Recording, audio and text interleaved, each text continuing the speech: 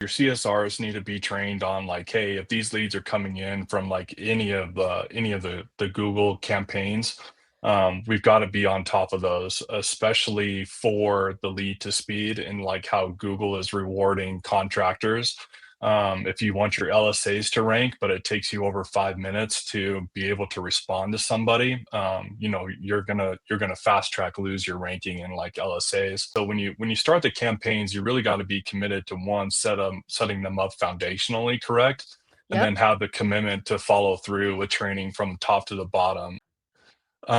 Geez, I wish he used to work with anyways, but he was talking about how one thing that I would suggest, and I'd actually tell my contractors to do this too, is one, get your cost per lead and then put it right there by your CSRs so they can see like, hey, every time I don't book a job, it costs my company $250 or whatever the current like cost per lead is, right? So there is an actionable number behind the leads that are coming in. So it just makes them feel a little bit more committed to getting that. One is sending traffic to your homepage. That's a huge problem that I see on and on. So a homeowner, for example, searches like water heater repair. They click on your ad, basically the ad lands on a page talking about like company history. Or let's say that, they click on a plumbing ad, but you also do HVAC and electrical.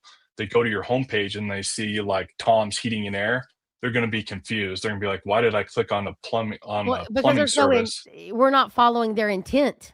Right, exactly. So we're not following the intent. So the landing page always has to match the service that you're basically running those ads for. They probably do, but what you really want to look at to get the most out of your PPC budget is a company that can integrate into your CRM, because they can get the data that they need on attribution from those leads of exactly what campaign they came through, what that behavior looks like, and it gets rid of the false positives. And kind of what I mean by false positives, that's hard to track if you're not in the CRM and understanding that, like Service Titan or House Call Pro, is, for example, you might have a campaign that brings in a lot of leads. So your marketing company is like, hey, look at all the leads that came in through this campaign. Well, that might be a false positive. Maybe those leads actually aren't converting and you have a lower revenue for that, but your lead count is super high.